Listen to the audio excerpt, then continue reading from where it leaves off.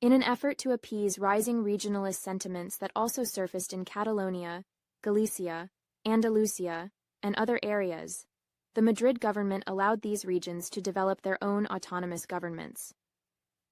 These regional autonomies were empowered with their own parliaments, the authority to impose certain taxes, and language rights, which included the preservation and promotion of local languages.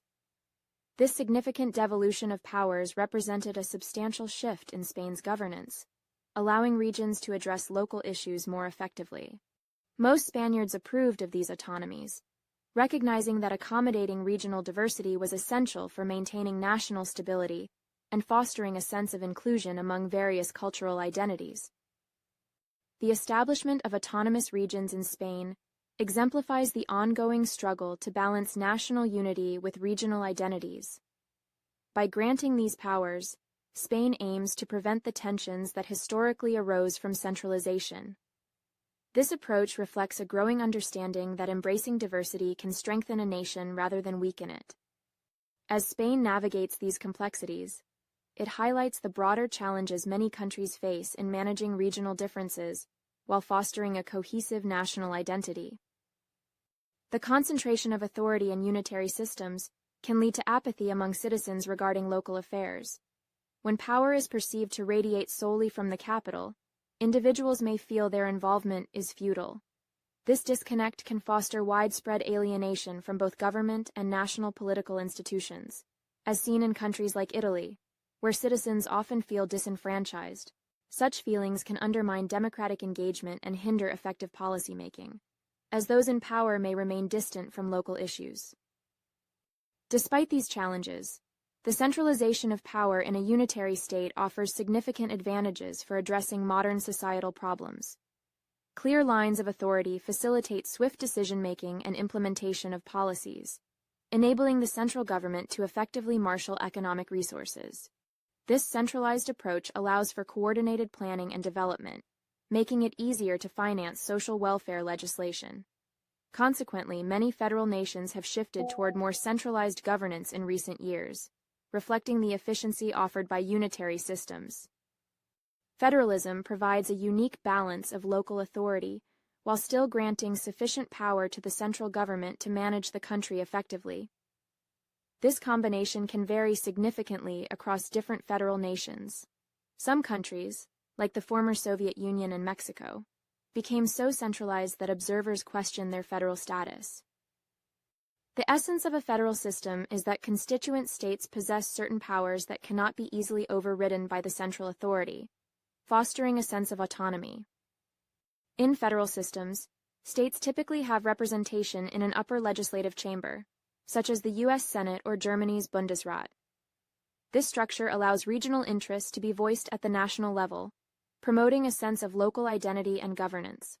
In contrast, unitary systems do not usually require such upper houses since power is centralized. Federal governments generally maintain exclusive control over critical areas, such as foreign affairs, defense, and monetary policy, allowing for coherent national strategies.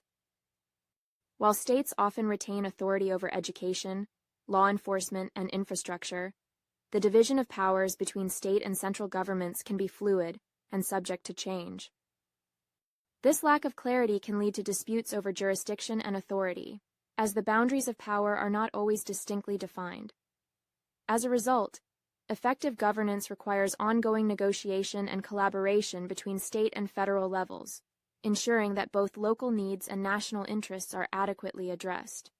Federal systems strive to strike a balance between centralized power and regional autonomy. This arrangement provides several advantages. For instance, one primary reason for forming a federal union is to mitigate the threat of military aggression. By pooling their resources, smaller and weaker states can collectively defend themselves against more powerful nations. This collective defense strategy enhances security and stability, as individual states contribute to a unified military effort, fostering cooperation for mutual protection. On the other hand, federations can also arise from the desire for aggressive expansion. By combining their diplomatic and military resources, member states can strengthen their position on the global stage, as seen in Bismarck's Germany, which became a formidable power in the late 19th century. The ability to coordinate military and foreign policies enables federations to assert themselves internationally, making them more competitive in a world where military strength and diplomatic influence are critical for success. In addition to security, federal unions can serve significant economic purposes.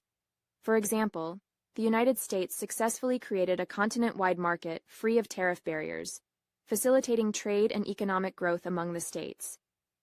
This economic integration demonstrates how federal systems can enhance prosperity by allowing states to collaborate economically while still retaining local governance.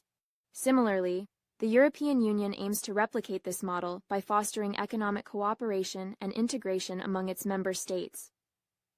Certain social classes within a nation may advocate for a federal system to secure economic advantages. Historian Charles Beard suggested that America's Constitution of 1787 was an effort by the Founding Fathers to protect their property interests by strengthening the central government.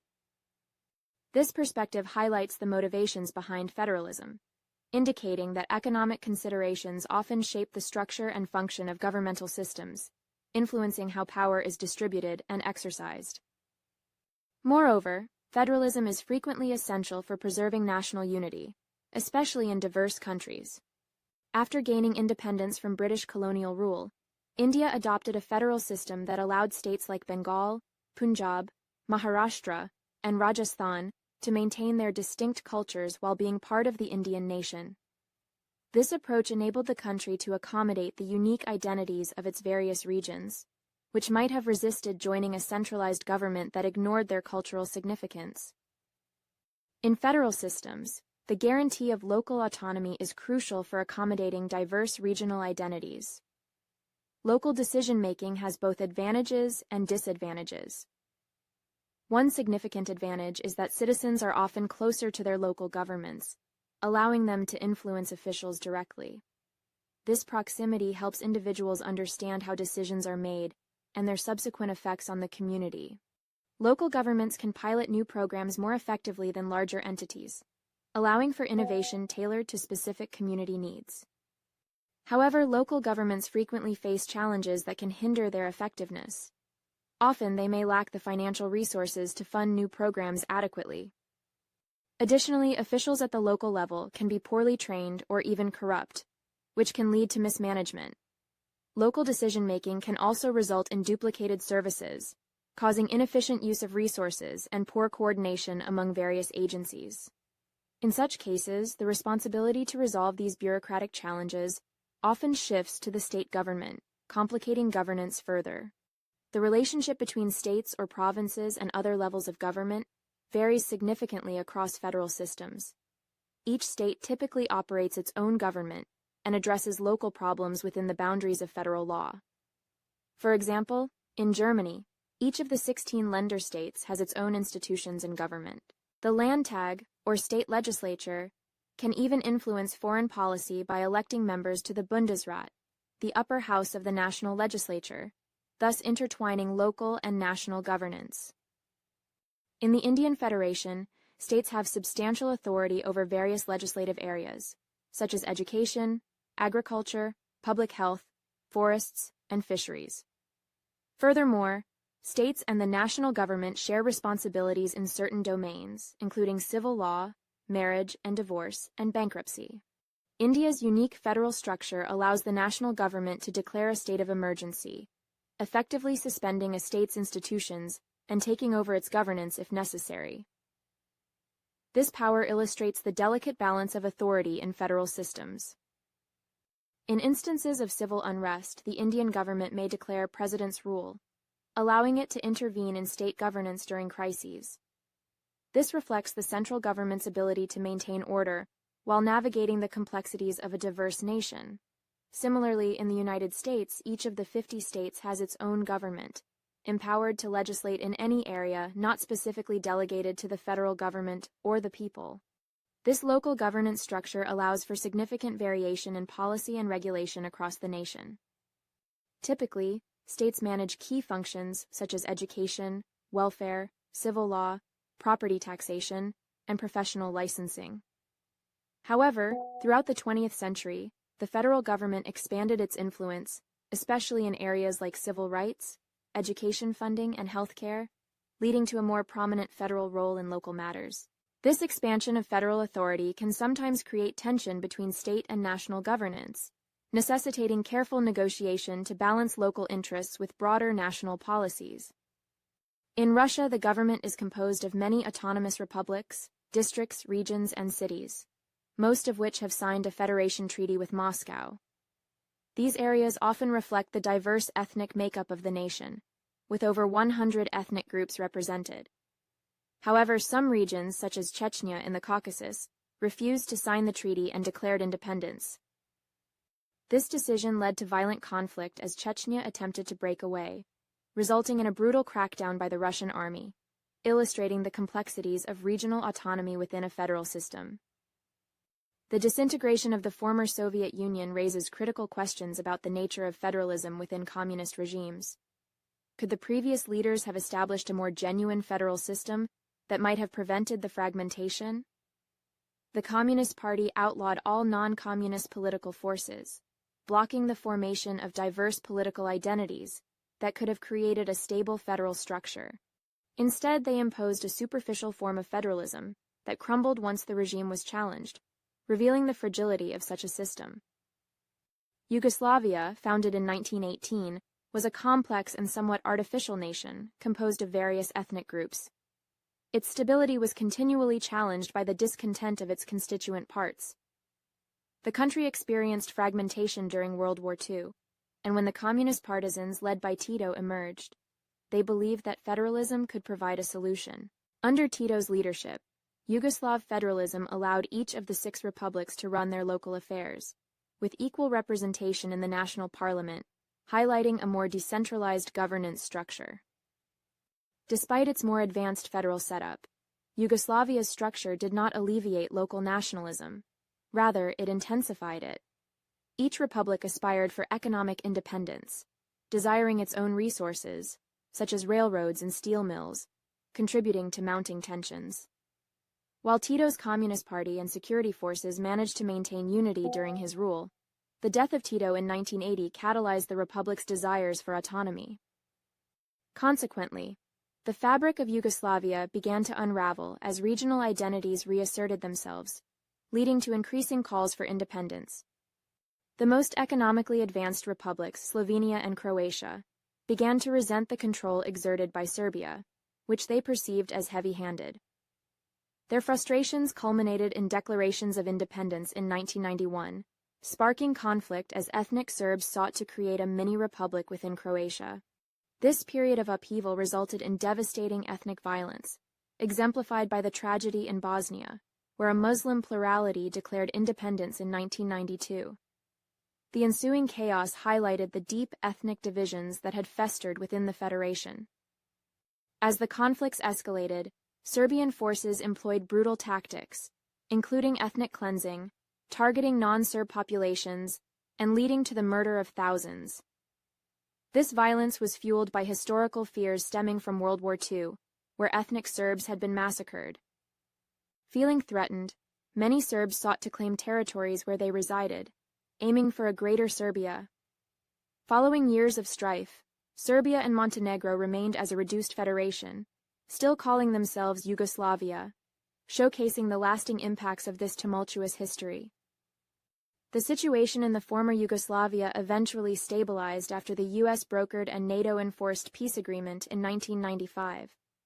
This resolution marked a significant turning point in the region, allowing for a degree of peace and stability, albeit amidst a backdrop of deep-seated ethnic tensions and historical grievances. The legacy of the Yugoslav federal system serves as a poignant reminder of the complexities and challenges inherent in managing diverse ethnic identities within a federal framework, a lesson applicable to other nations grappling with similar issues. Canadian federalism is marked by strong centrifugal tendencies, with provinces like Quebec advocating for independence. The roots of this desire can be traced back to the 1750s, when the British expelled the French from North America. Despite this, the British allowed the French-speaking Quebecois to retain their language. Over the next 2 centuries, however, Francophones found themselves marginalized and facing discrimination, often struggling economically compared to their English-speaking counterparts, as most government and business activities were conducted in English. The systemic discrimination against Francophones in Canada led to the emergence of political movements advocating for Quebec's independence.